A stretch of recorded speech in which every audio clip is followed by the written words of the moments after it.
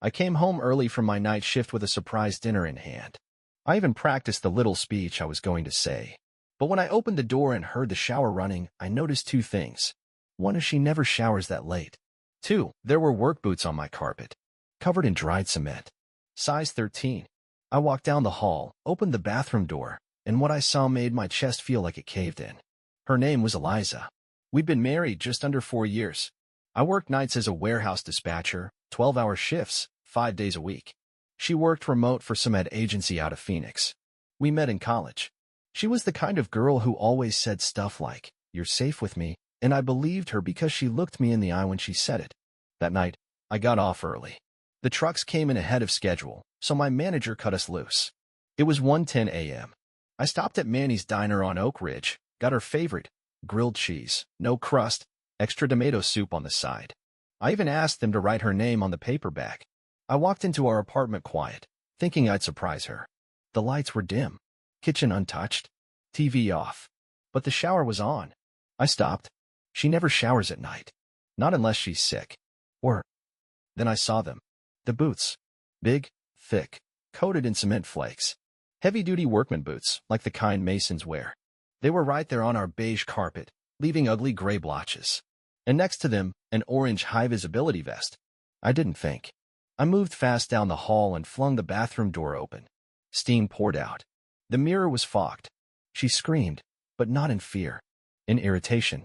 The guy turned his back instantly, pressing himself against the wall like I didn't exist. But I saw enough. He had a rough beard, a stomach that looked like he lived on gas station food, and a plastic wristband from some community rehab center. "Eliza," I said. Just that. She pulled a towel over herself, barely even covering anything, and looked me straight in the eye. "You're home early," she said, like I'd ruined her plan. I looked at the guy. "Who is he?" She looked at me the way you look at a puppy that peed on the floor. "He's a concrete guy. Helps patch sidewalks behind my building. You wouldn't know. You don't notice things." I blinked. "You brought a cement worker into our home?" She smiled. "You're the one who wanted me to feel free. Remember that little speech about how you trusted me no matter what? Guess what, honey? That's on you." The man grabbed his clothes without a word and slipped past me like a shadow. I didn't stop him. Couldn't. I stood there in the steam, holding a grilled cheese bag with her name on it, while she dried herself off like I was the one interrupting her night. That's when she laughed. A little laugh, under her breath. "Can't believe it took you this long," she said. "You're really something else." I didn't sleep that night. She went to bed like nothing happened.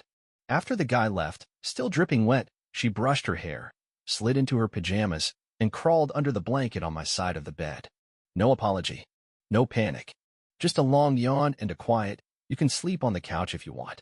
I stood there in the hallway, holding a cold bag of grilled cheese, while she closed her eyes and drifted off like she hadn't just ripped my chest open.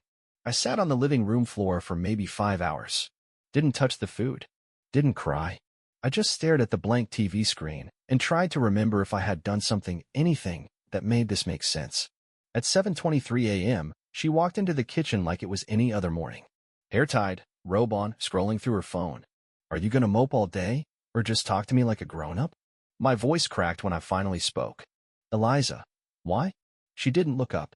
"Because I wanted to. That guy, he works in a back alley behind your building. He had rehab tags on his wrist." She smiled. "So what?" "He's honest. Works with his hands. Something different from you." I winced. "I've always been here," I said. "I work double shifts. I take care of everything, groceries, bills, your appointments, your prescriptions." "You mean control," she snapped. "You control everything. That's not love, that's convenience. I'm not your dependent. I never tried to control you." She laughed. Loud this time.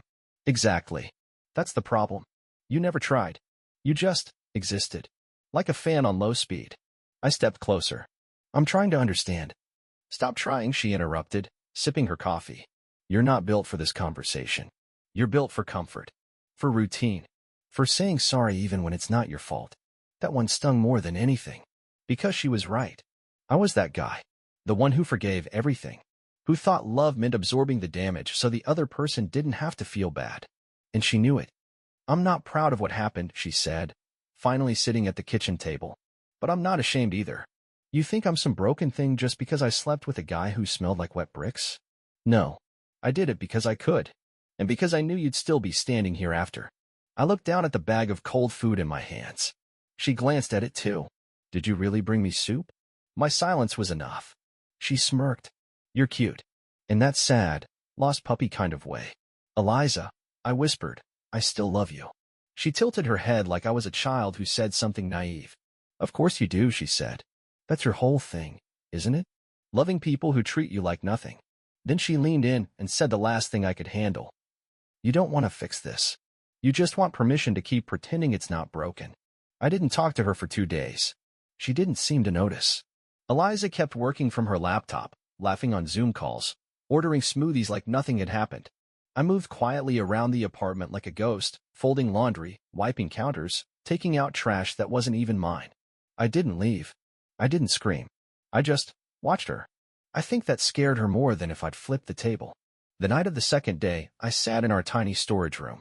One overhead bulb, a broken fan, and a stack of old junk. That's where I started the plan. Not some big dramatic speech. Not revenge fantasies. Just facts. A notepad. A pen. And a list titled, Everything She's Used Me For. 1. Car insurance, my name.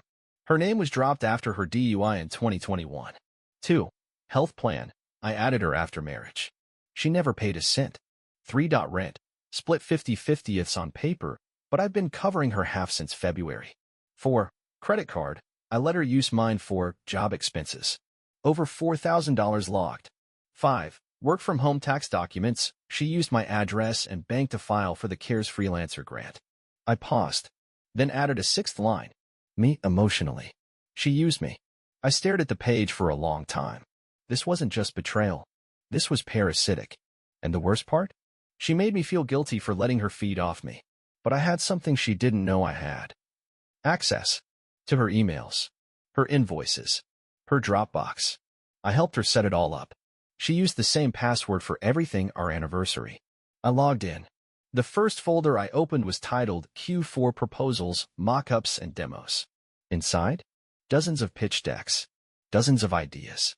Only, they weren't hers. They were mine. Old design templates I made for a side project. She had pulled them, rebranded them, and presented them as her own to clients. I even found my initials in a few file names she forgot to change. She didn't just cheat on me. She stole from me. I felt something deep in my chest shift, like a tight knot coming undone.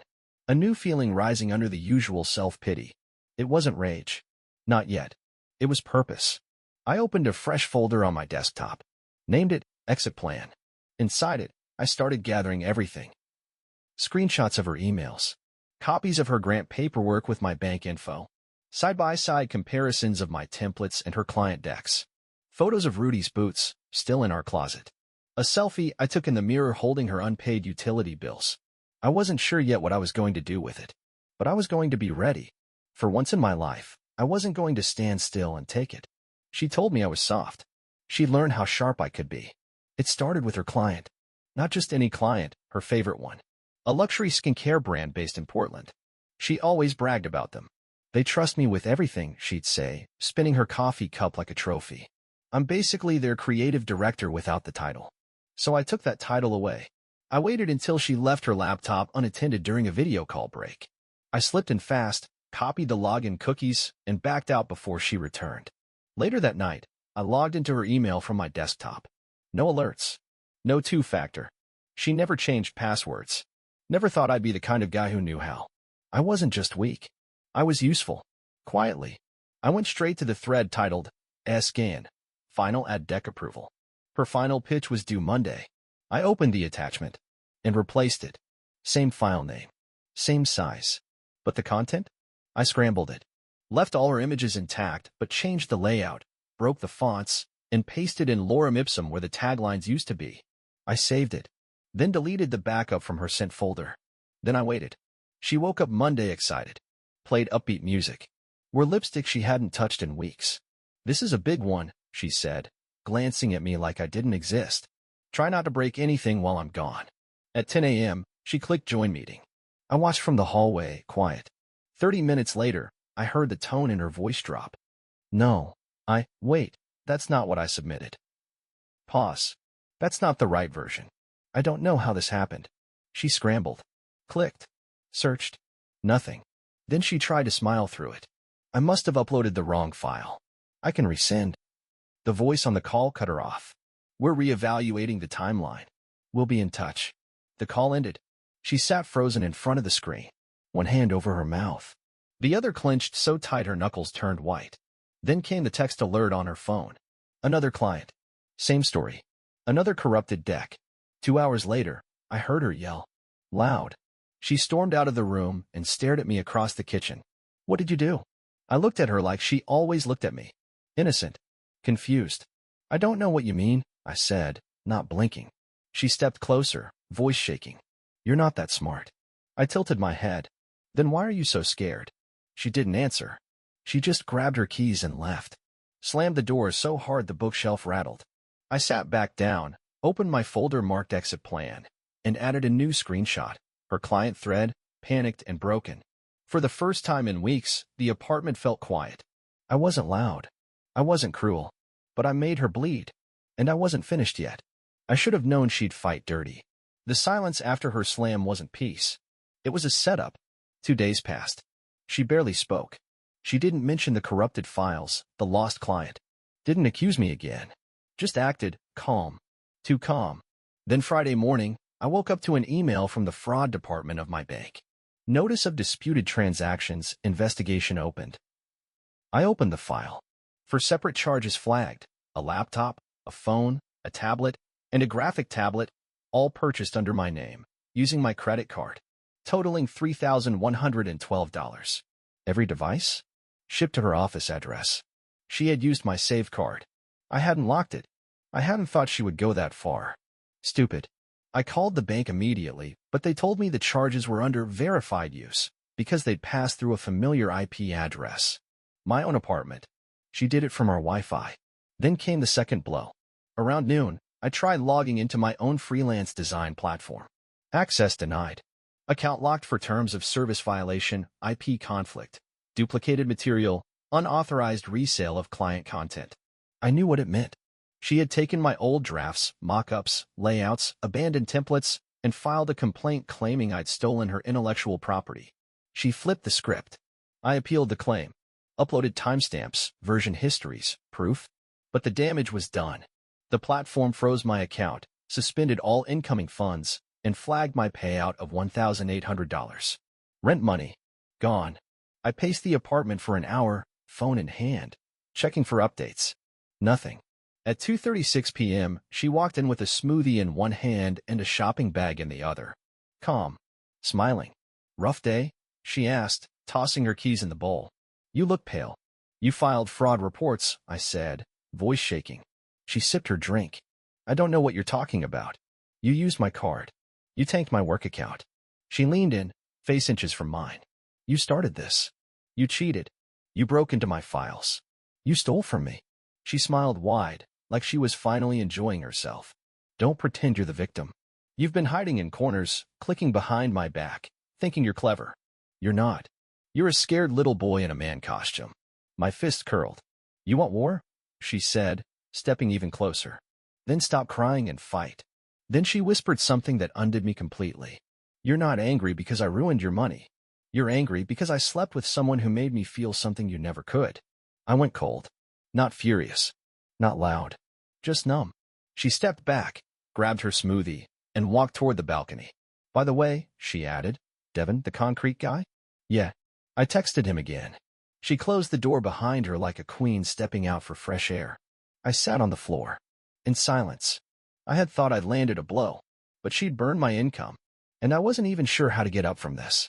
She thought she'd buried me. But pain does something strange when you sit in it long enough. It calcifies. It stops bleeding. It turns into something harder than anger. Clarity. I spent the next 2 nights in the corner of our dark storage room, not sleeping. I had nothing to lose now, no access to my freelance account, rent money frozen, bank dragging its feet. So I leaned into the only thing I had left. Everything she didn't protect. She'd gone after my finances. So I went after her future. I started with her online resume, the one she used to pitch herself as a brand strategy consultant. She claimed to be a featured contributor for 2 agencies. But I'd seen those portfolios. They were mine. I still had the raw PSD files, original timestamps, and even my own name hidden in the metadata. So I emailed both companies. Not as myself. As a concerned freelancer who noticed portfolio theft. Attached screenshots. Side-by-side comparisons. Metadata timestamps. Links to archived versions proving I posted them first. No threats. No accusations. Just evidence. The response came quick. Thanks for bringing this to our attention. We've removed her from our database and will be conducting a full internal review. Then I moved on.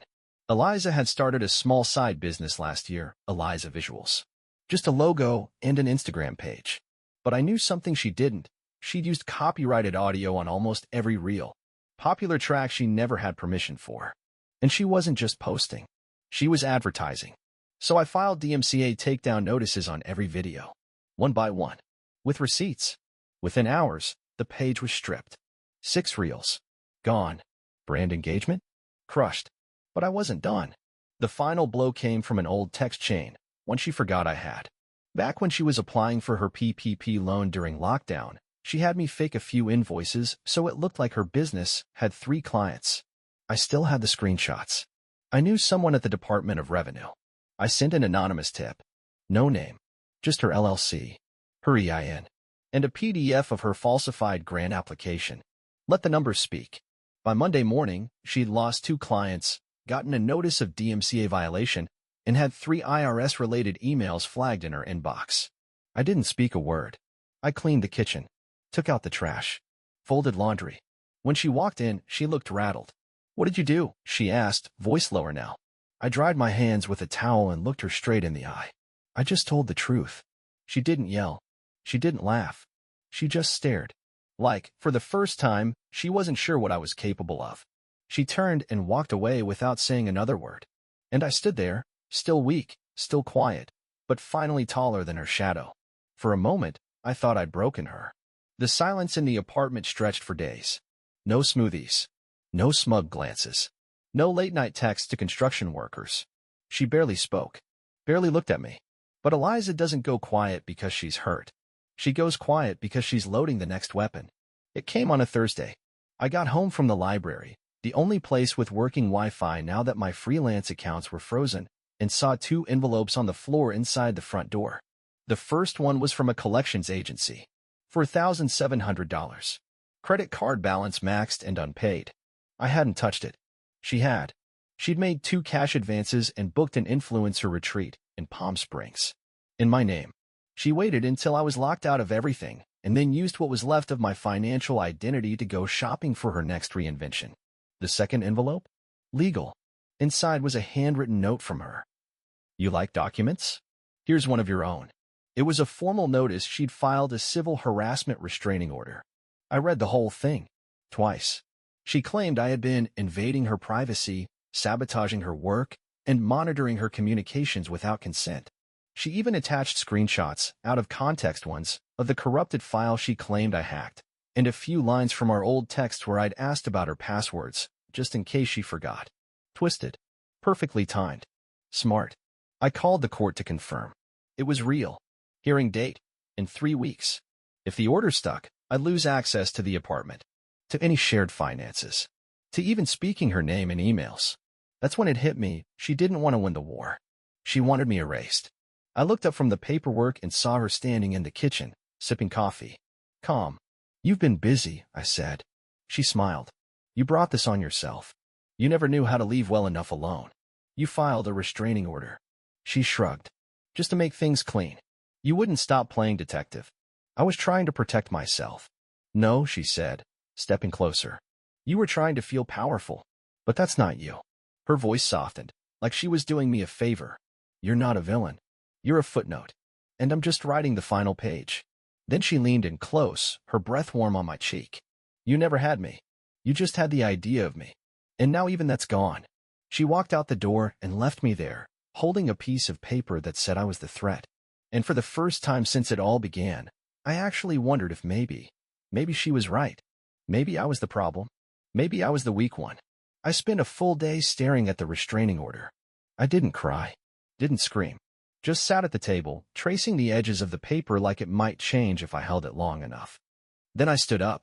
opened the storage closet, and pulled out the plastic bin labeled taxes 2020 to 2023. Inside were things Eliza had forgotten I kept. Receipts, W-9 forms, bank statements, and the golden ticket, a copy of her signed application for the CARES Act Freelancer Relief Program. She had listed my business name under her as a subcontractor. But here's the twist. I had never received a cent. She pocketed the funds and claimed I was an inactive contractor. She submitted false hours, fake invoice numbers, and attached my SSN to it all. It wasn't just a fraud report now. It was identity theft. And it was time someone else saw it. I created a burner Gmail, attached every document with a timestamp breakdown of the fraudulent filing trail. I used her exact wording from emails where she'd bragged about figuring out the system. Even included screenshots of the online form metadata with her IP address. Then I sent it to 3 addresses. 1. The IRS Fraud Division. 2. The Department of Labor Grant Compliance Unit. 3. The State Auditor's Public Fraud Tip Line. No message. Just a subject line. Misuse of federal COVID relief funds. See attached. Then I sat back and waited. But I didn't stop there. She was using the restraining order to paint me as obsessive. So I gave her what she didn't expect. Silence. Total blackout. No texts. No emails. I avoided the apartment when she was home. No eye contact. No reactions. I made her invisible. And that's when she started to unravel. The silence became the noise. She started pacing, slamming cabinets, asking passive-aggressive questions like, "Is this how you handle being wronged?" I said nothing. On the 5th day, I left a small note on the counter. Just 4 words. "You broke the law." She didn't say anything for hours. Then, at 3:12 a.m., she woke me up, shaking. "You think you're going to win?" she hissed. "I'm not playing anymore," I said, voice calm. "You reported me." I looked her in the eye for the first time in days. I gave the truth to the people who care about it. She stared at me like I'd grown new skin. Then she laughed. But it wasn't the same laugh as before. It cracked. She stepped back, grabbed her phone, and locked herself in the bathroom. The next morning, she left for a meeting and didn't come home.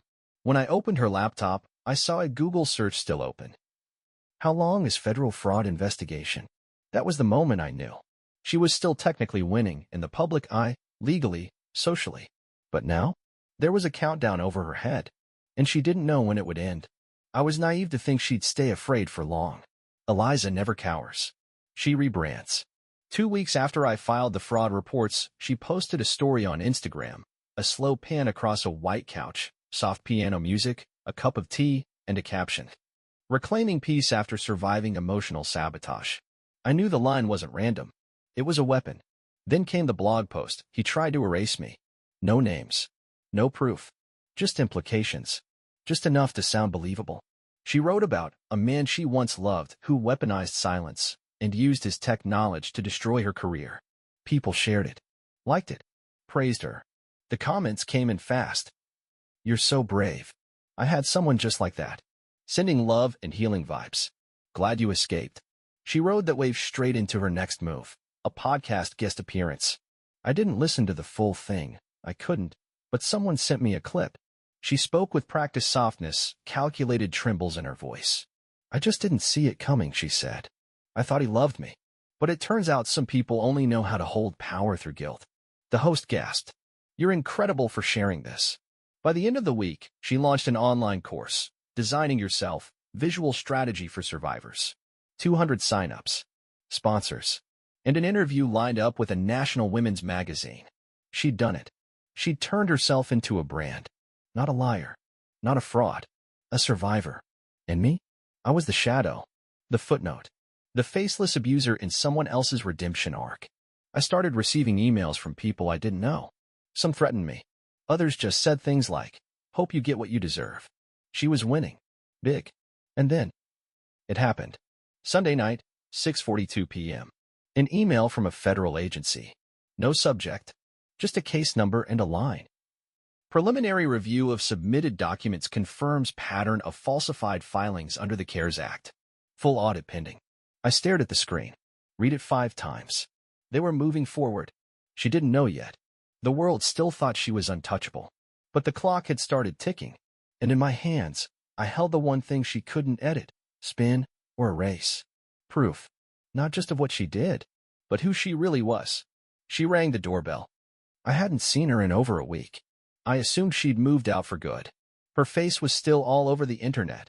Webinars, articles, reels with captions like "The Power of Leaving the Wrong Man." But now she was standing outside my door. No makeup, no camera, no performance. Just her. I opened the door. She didn't say anything. She just stood there, holding an envelope. "I got this today," she said, her voice barely more than a whisper. I didn't take it from her. I didn't need to. I recognized the seal. IRS preliminary audit notification. "You said you weren't going to destroy me," she murmured, looking at the ground. "I never said that," I replied. She blinked hard. Her lips trembled. "They're talking about freezing my accounts. They're reviewing every client. I might lose everything." I said nothing. I didn't think it would go this far. I leaned against the doorframe. That's what happens when you build your life on people you think won't fight back. Then she dropped the envelope and dropped to her knees. On our porch, in the same spot I used to leave coffee for her when she worked late. "Please," she choked out. "Please don't let this happen. I can't fix it. I can't undo it. But I'll walk away from everything. I'll tell people I lied. I'll shut it all down." She reached for my hand, shaking. "Just don't press the final button."